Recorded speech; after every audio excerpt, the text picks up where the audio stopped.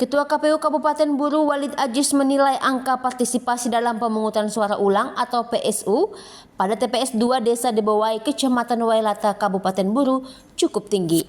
Menurutnya, antusias masyarakat di Desa Debowai yang masuk dalam daftar pemilih tetap atau DPT masih tinggi meskipun pemungutan suara ulang.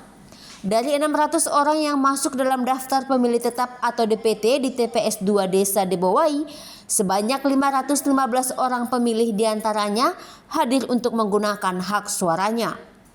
Walid Ajis menilai partisipasi pemilih yang tinggi dalam pelaksanaan pemilihan akan menentukan keberhasilan pilkada.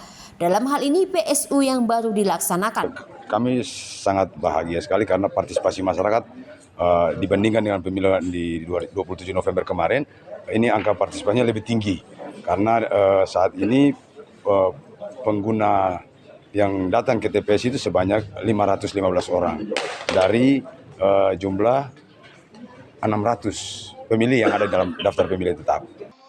Dari Kecamatan Wailata, Kabupaten Buru, Eden Stasiun Jawa melaporkan.